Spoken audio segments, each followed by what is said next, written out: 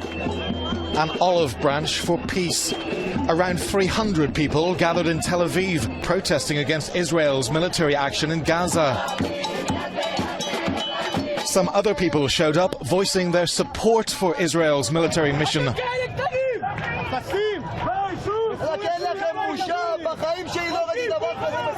Tel Aviv deployed large groups of police to keep order.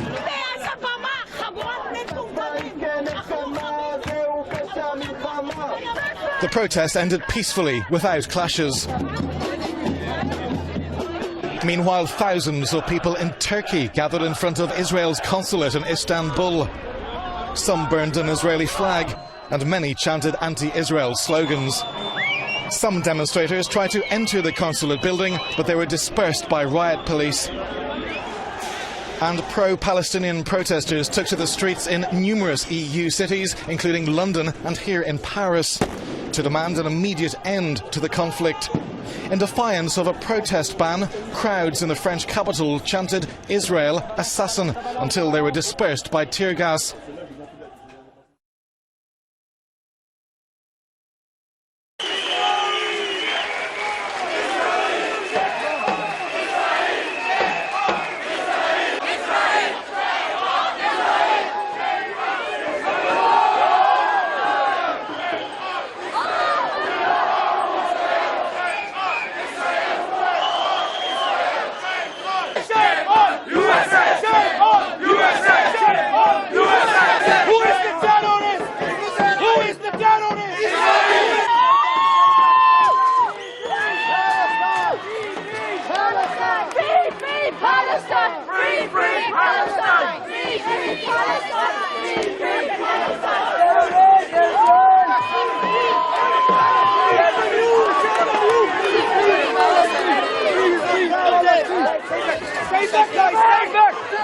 Everybody! Guys, stay back, please! Don't do this! Guys, don't ruin it! What are you doing?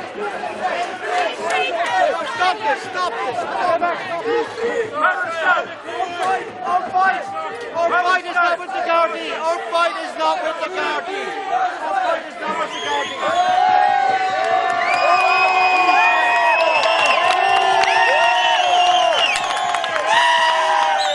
Raymond, would you like to say a few words about the purpose of this protest? Okay, right. Well, we're just here, as so often before, to protest against Israel's latest onslaught of the fourth most powerful army and air force in the world against besieged, defenseless people without an army, a navy, an air force, without any allies except the people of the world, and that's us. So people of conscience, yeah, that's why we were out here, to show that they're not alone, you know, and also to show that as far as I'm concerned, our government is complicit in what is happening, because they're not making any complaints. They haven't even called in the Israeli ambassador. It's disgraceful. But the Scottish government, I mean, in contrast, they're behaving quite commendably, let's say, well, you'd expect that from them. They're more principled than our one. Yesterday there was a demonstration of up to 10,000 people in London. So, we're hoping that we won't get 10,000 here, but we're hoping that there will be a good number, and that we'll show that Irish people care.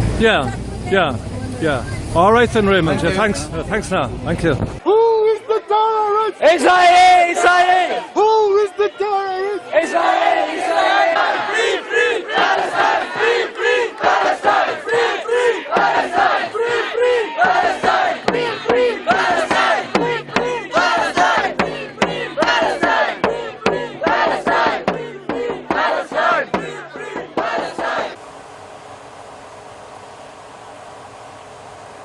Thank you very much, everyone.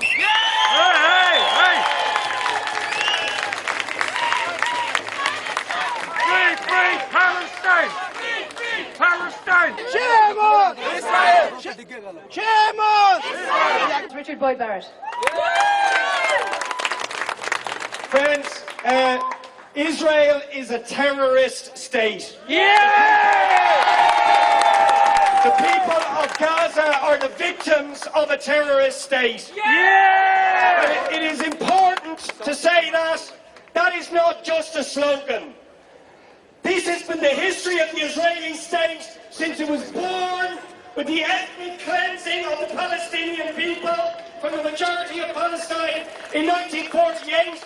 It was born in blood, it was born in racism, it was born in ethnic cleansing, it was born in apartheid, and every single thing that state has done since the moment of its foundation has been about the ethnic cleansing of the Palestinian people. And frankly, it is sickening when the recently elected Taoiseach of our state, Joan Burton, says in the Parliament this week that she condemns both sides equally. There is no two sides. There is no two sides. There is an Israeli terrorist apartheid regime ruthlessly, cruelly, murderously killing innocent civilians. That is what is going on. And we were all so moved. We were all so moved to hear a young man, a wonderful young man, get up and shout "Free Palestine" and "Free Gaza."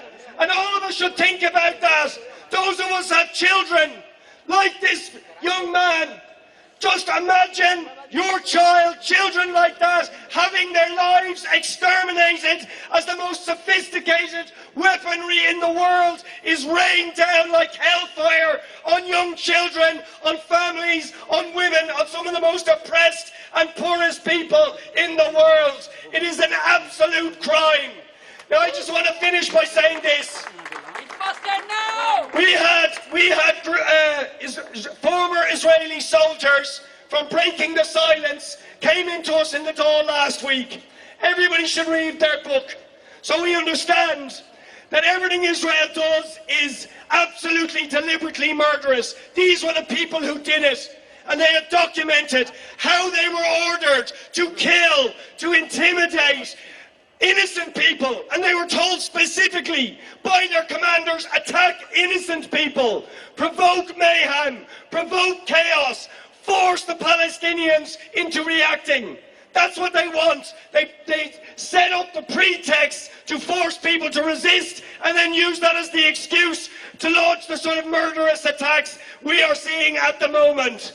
But they could not do that without the finance and support of the United States and the European Union. The soldiers who come into us were very clear. They said the European Union is now the major financial supporter of Israel. They give them preferential trade agreements. They put no conditions on those trade agreements about human rights or the treatment of Palestinians. They are literally providing the funding for the Israelis to develop this awesome and deadly weaponry they are deploying against Palestinians. So we have to demand that our government and European governments break all links with a racist apartheid state.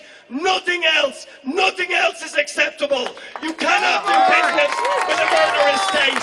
And we need to build a street protest to force the government into that position, just as was done with apartheid South Africa. It took a long time, but it was done, and it will be done with Palestine. Victory to Palestine.